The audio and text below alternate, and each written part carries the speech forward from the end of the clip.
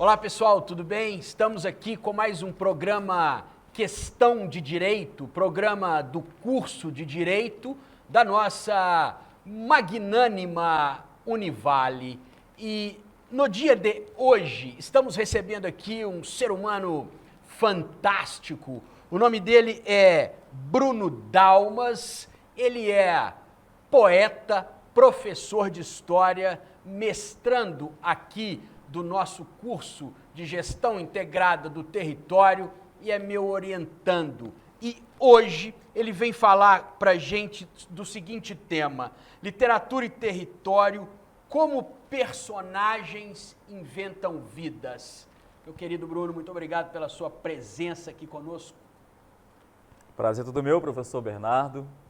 É um prazer sempre, estar participando dessa casa que é a Univale. Me formei aqui em 2005 em História, graduado em História, professor de História.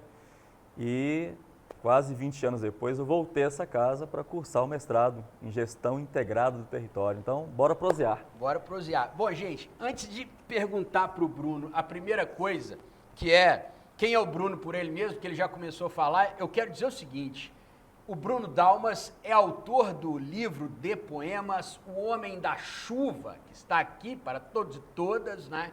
Depois ele vai falar um pouquinho dele, tá? Mas antes de começar a fala dele, olha só o poema que eu abri. Se chama O Homem da Chuva. Vos digo a minha poesia, a chave que abre a chuva, caso sério sem compromisso. Vos digo a minha poesia, gentileza no abraço do ouriço. Digo-vos a norma culta, coloquial sem culpa, que tudo quer dizer e não é nada disso. Quem é o Bruno Dalmas, além do Homem da Chuva? Eu não vou dar uma resposta curricular, não. Eu vou dar uma resposta poética mesmo, né? Bruno Dalmas é um distraído incurável que tenta captar o óbvio camuflado, sabe? Sabe as folhas secas varridas pelo vento, o cachorro caramelo na porta do boteco, ou o trabalhador com a cara encostada ali na janela do ônibus, com o pensamento longe. O Meiró da Muribeca falava, que janela de ônibus põe a gente para pensar, né? E é verdade. Então, eu sou esse distraído incurável. Eu sou um latino-americano que tem o realismo fantástico na veia, né? Pronto. Então, eu tô sempre ali tentando captar a beleza do espanto, né? E esse espanto, segundo o realismo fantástico, segundo Cortázar, né? Ele é banal, ele é cotidiano, ele tá aí no dia a dia, né? Esse sou eu. Bom, vocês estão vendo aí que é uma figura singular, né? Então, este Homem da Chuva, tá? Gostaria de ouvir dele. O que é a literatura? Que é literatura, né? O Picasso falava, né, que se perguntasse para ele o que é arte, né, se ele soubesse, ele não contaria, né? Porque talvez sejam tantas definições que nenhuma de fato define. Mas sobre o que é literatura, o Antônio Cândido falava que era um direito humano básico, né? E eu tô com ele nessa aí. Porque sendo um direito humano básico, então é algo que forma, né? Algo que educa, algo que humaniza. Sabe essa galera da chamada alta cultura? Né? Que às vezes coloca ali às vezes não, sempre, né? Coloca a literatura numa redoma, sim, numa blindagem elitizada, fechada naquilo. Aí vem a Carolina de Jesus e atropela eles, né? Porque ela cumpre muito mais na literatura dela o direito básico à literatura. E eu não estou falando aqui de condições estéticas, refinamento linguístico. Eu adoraria que a periferia lesse Dostoiévski, mas eu aplaudo de pé essa periferia quando ela produz a literatura dela e para ela e com os recursos que ela tem para garantir a si mesma esse direito à literatura, esse direito humano básico. Claro. Então, para mim, isso é literatura. Pronto. Eu tenho um significado também, aí é meu, tá? Intimista, que a literatura é outra forma que eu tenho de existir. Uma vez uma pessoa perguntou para mim se eu estava ganhando dinheiro com o livro. Eu falei assim, não estou não. Dinheiro eu ganho dando aula, né, para pagar as minhas contas. A literatura para mim é outra forma de existir em outras dimensões, né? Uma forma de levitar acima desse chão duro da rotina. Pronto. Não podia ter uma resposta melhor e mais inspiradora. Eu te agradeço imensamente. Inclusive, para você, futuro aluno, futura aluna da Univale, seja em qual curso for, e no caso aqui o Direito ou o JIT, lá nós falamos sobre isso. Muito bem. Já que você falou o que é literatura e falou muito bem, o que é o território? Assim, de pronto. Pois é, professor Bernardo, meu orientador, tá? Meu brilhante orientador. Obrigado. Existe a concepção minha, né, de território antes e depois do mestrado de gestão integrada do território, né? Então, entrar aqui é bagunçar a cabeça acerca do que é o território. Porque a gente tem sempre aquela antes do JIT, né? Aquela ideia do território tão somente cartográfico, o território mapeado, o território estatístico no sentido do Estado, né? O território e as suas devidas fronteiras. Mas aí o próprio mestrado vai alargar e mostrar que existem outras camadas e subcamadas do que é o território, né? Nós, por exemplo, estamos agora num território acadêmico, né? É um território classificável, né, com seus limites, mas aqui agora, nesse momento, nessa entrevista, está acontecendo uma territorialidade, né? O professor Bernardo é territorialidade, eu sou outra, mas a gente tem uma confluência agora chamada literatura. Perfeito. Acabou de ter uma territorialidade aqui, né?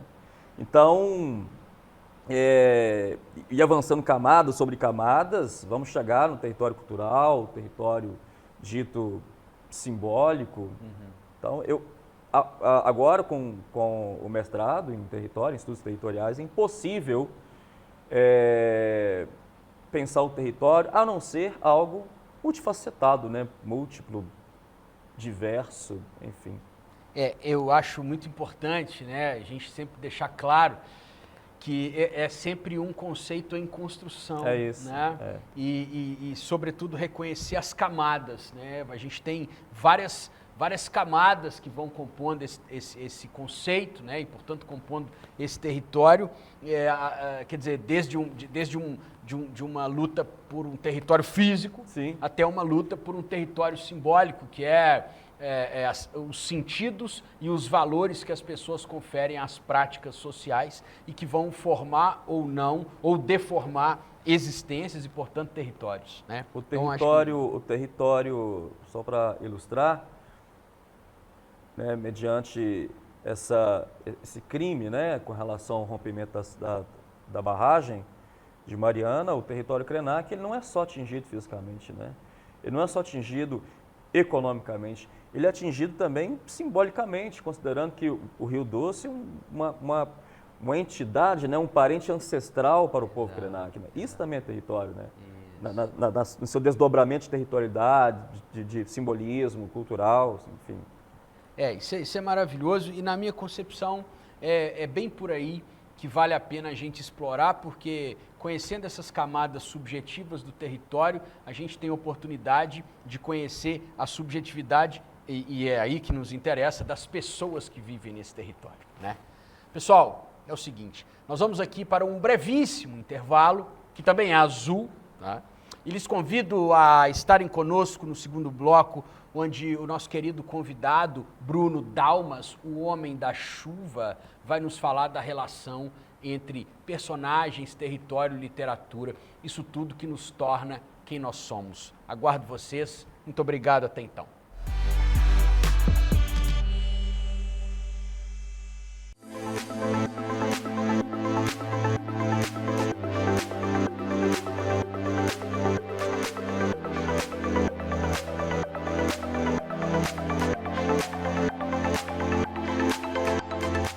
O mundo que nós vivemos hoje, ele pede um profissional capacitado a lidar com problemas complexos, com problemas múltiplos, Portanto, exige muitas vezes uma abordagem que seja interdisciplinar.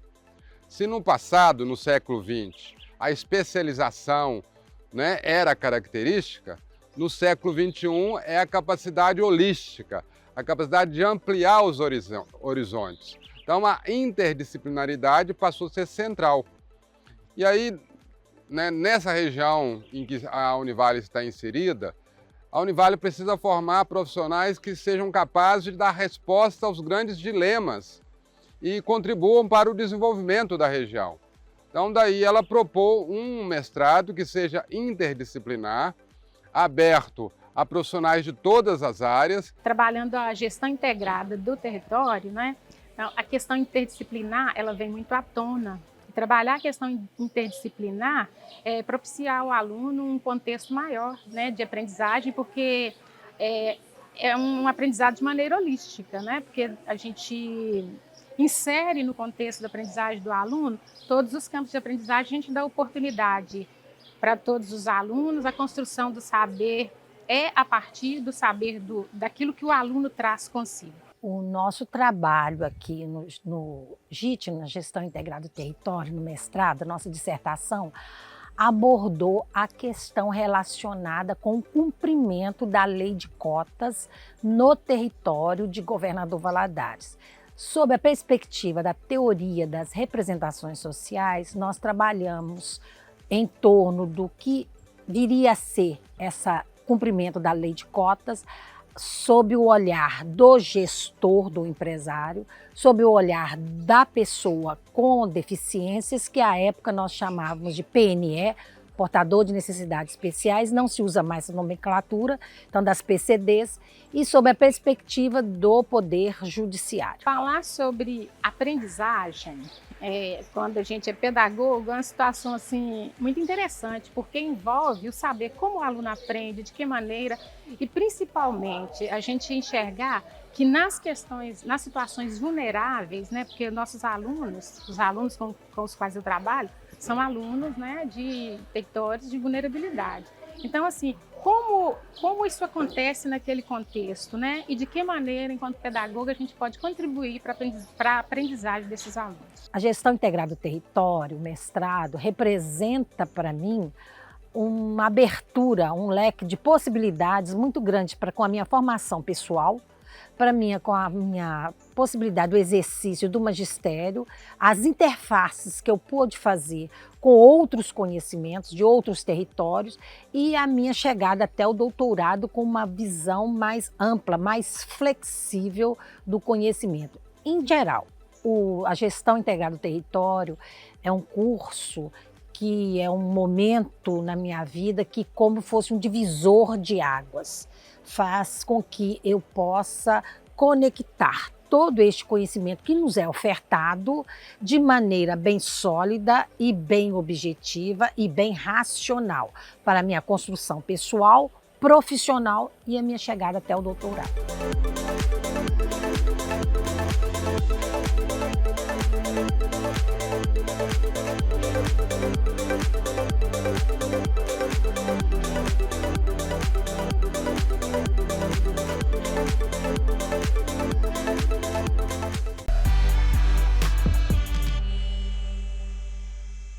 Olá pessoal, como eu disse para vocês, de maneira muito breve, já estamos de volta com o nosso querido Bruno Dalmas. E Bruno, diga para mim, mas também para o povo, como que é possível dizer que um personagem ficcional, como o Homem da Chuva, inventa uma vida? Como é que dá essa relação aí da ficção com a realidade? Enfim, conta pra gente. Bom, eu acredito que a gente sempre projeta o imaginário, né, o imaginado no real. Então, só para ilustrar, quando nós falamos do Riobaldo, né, de Grande Sertão Veredas, a gente está tão imerso naquele personagem ficcional que a gente imagina um Riobaldo mesmo, norte de Minas. Né? Existe, é real. Mas, professor, eu acredito que o grande lance disso aí, a grande sacada, é perceber a capacidade metonímica disso. Então, quando você fala em Riobaldo, e inventa esse Riobaldo, a gente está falando em Riobaldos. Né? Quantos Riobaldos existem de fato agora, sertão adentro? Quantos Raskolnikovs, né, do Dostoiévski, Crime e Castigo, nesse momento vivendo seus dilemas morais? Né? Quantas macabeias e mais macabeias, né, moças simples, ingênuas, migrantes para a grande cidade agora, né? Quantos Fabianos e cachorras-baleias no chão da Caatinga? Quantos Gregor Sansas, nesse momento acordando nas periferias, se sentindo insetos? Quantas Capitus tendo que lidar com insuportáveis bentinhos reais? Então, então a ficção projeta o real e a força da metonímia acontecendo, né? Falar em Riobaldo é pensar em Riobaldos, né? Riobaldos enquanto metonímia de um homem sertanejo que existe. Eu acho que esse é o grande lance. Pô, adorei a resposta. Aliás, todas as vezes que alguém me responde, para além do conceito, me satisfaz bastante, né? Assim, se a gente pudesse fazer uma dissertação como uma peça cinematográfica, assim, né? Ia ser muito mais legal. Enfim, mas depois a gente fala disso. Muito bem. Você acabou de falar, né, que a partir dessa metonímia, né, você tem aí uma inserção da ficção na realidade e vice-versa, também, me parece, né? Como que, a partir disso que você me falou, como que as relações territoriais transformam a literatura e como que se dá o caminho inverso? Quer dizer, como que a literatura se alimenta dessas relações e como que essas relações alimentam a literatura? Como é que funciona isso aí? Se há sempre um porvir? Enfim, nos conte aí coisas que você já começou a falar, diga-se de passagem. A literatura é uma forma, né, de expressar o que a sociedade enxerga de si mesmo, né? Então, sem dúvida que sua fonte é o território, as territorialidades. Deixe-me dar um exemplo. Observa que em diversos territórios, em diversas épocas, tem sempre um poeta que expressa algo daquele território naquele tempo. Se você volta na Idade Média, você vai ver no século XIII, século XIV, o Dante Alighieri, com a sua Divina Comédia, jogando pessoas importantes no inferno, né? Como o Papa Nicolau, né? Não sei se é o Nicolau XIII ou III, me foge agora, mas pensar em território medieval é pensar nas relações com a igreja, né? Claro. Enquanto um poder, o Dante, embora cristão, e o Divina Comédia tem, né, um lance todo teológico, né, paraíso, inferno, céu, mas ele, enquanto cristão, ele não deixa de criticar um poder constituído de sua época, que é a igreja, na figura de um papa. Se você vai no século XVIII, Minas Gerais, você tem Tomás Antônio Gonzaga, com as cartas chilenas, denunciando, né, os mandos, desmandos, a corrupção da administração colonial portuguesa. Você vai no início do século XX, você vê o Mayakovsky, né, escrachando a burguesia no poema Come Ananás, né? Come Ananás, né? E como é que ele fala? Come Ananás, mastiga perdizes, né? Uma crítica à burguesia, não é à toa que você chamar de o poeta da Revolução, né, em 1917. Então, estão expressando, via literatura, né, via linguagem poética, coisas que eles enxergam nos territórios deles, né? Então, acho que é uma forte relação aí, professor. Claro. É uma relação de retroalimentação. Sim, se retroalimenta. Né, pensar dessa forma, quer dizer, nem a literatura vai fazer um espelho parado do território e tampouco o território vai conseguir dar conta do movimento literário. Quer dizer, então você tem aí uma eu vou manter essa palavra, né? Uma retroalimentação, sim. Né? De construção e desconstrução, uma em face da outra. Dito isto, né, a gente chegou já num ponto aqui de reflexão, eu queria te perguntar, a poesia, Bruno, ela é dentro dos estudos territoriais, tá? Ela é um lugar ou ela é um espaço? Como é que você, enquanto poeta, mas enquanto estudante, e também enquanto professor, enquanto homem da chuva, o homem da rua de Governador Valadares, ou seja lá de onde for, o que a poesia é para ti? Sem dúvida lugar, sem dúvida lugar. Se eu estou escrevendo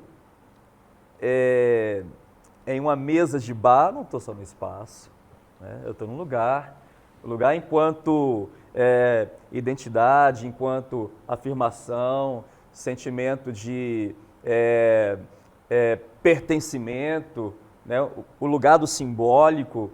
Então, para mim, não pode ser só espaço, né? Recorrendo ao nosso glorioso Tuan, né? Ifo Tuan, amarrando tempo e espaço e ali o recheio dos significados, né? Então, o recheio do significado cria o lugar? Cria o lugar, dá voz ao lugar, significa o lugar, repercute o lugar. Pronto. Acho que é isso. Maravilha, gostei demais, gostei demais. Ô Bruno, o seu livro, este livro, né, O Homem da Chuva, que eu gostaria de mostrar aqui para o pessoal, né, O Homem da Chuva, que eu já li um poema aqui e eu peguei ele, vocês viram, né? Bruno, me conta aqui, você tem condição de recitar um poema para nós? Pode ser do Homem da Chuva, pode ser do Homem árido também, tá? Mas eu quero que você recite o poema e conta pra gente um pouquinho, assim, né? O que você já arrumou com esse Homem da Chuva aqui? Então, vamos lá. Vamos declamar um poema chamado Reza a Lenda. Reza Lenda. Naquela aldeia, de casinhas cor de eternidade e lavouras de girassóis e fé, entre o rio idoso e a montanha que seduz, os aldeões enterravam ouro e soterravam os diamantes, para que ninguém deixasse de garimpar o brilho nos olhos uns dos outros. Ah, trem! Aí eu Reza gostei. a lenda. Reza a lenda. Obrigado por Reza a Lenda. Bruno, o que o Homem da Chuva já andou? O que onde ele já choveu, né? Onde que já choveu? Onde ele anda chovendo, né? Só ilustrar com relação à questão do lugar, que eu quero dar um exemplo local, voltando, né? Aqui em Valadares tem um sarau do Psia, já acontece, vai fazer 15 anos que esse sarau existe aqui. Maravilha. Ele não é só espaço, é lugar. Ele é lugar de vivência, ele é lugar de partilha, e é lugar de resistência literária em Valadares, né? Tem a Batalha do Deck, onde acontece ali uma batalha de rima, e que é um lugar onde as vozes da periferia se manifestam, né? Não é só um espaço, né? É a identidade periférica, inclusive uma forma também ousada de ocupar, que acontece numa borda do centro, né? Então, só para citar exemplos locais que a gente pode referenciar como lugar, não é só espaço. O Homem da Chuva ele foi publicado pela editora Urutau no final de 2023 e ele tem rodado os eventos, esteve na Flip, já esteve na Bienal Internacional de São Paulo, esteve no Flitabira, né, terra de Drummond, esteve na Academia Mineira de Letras, lá em Belo Horizonte, no Festival do Cerro. Então ele tá chovendo por aí. É o meu segundo livro, esse é o primeiro por editora, e talvez esse ano vou tentar a publicação de mais um. E ano que vem, se tudo der certo, publicar os contos, né? Também aparecer na prosa. Pronto. É isso. Tá, você pode aparecer no conto, na prosa e tem que aparecer na dissertação também. Sim. Querido, obrigado por ter vindo aqui, te agradeço imensamente, adorei a prosa, tá? Espero que você volte, a gente vai ter condição de conversar. A discussão sobre território e literatura é uma discussão que a gente vem, de alguma maneira, inaugurando aqui no JIT, né? E eu fico muito feliz de tê-lo encontrado, desejo maiores sortes na sua poesia, na sua chuva e na sua dissertação. Obrigado. Tamo junto. Pessoal, esse foi mais um Questão de Direito, esse programa maravilhoso, hoje altamente úmido pela poesia do Bruno Dalmas. Agradeço a todas e todos que estiveram até aqui conosco. Por gentileza, assistam os outros programas que estão no canal do YouTube da nossa alviçareira e fértil Univale. Até o próximo. Muito obrigado. Valeu!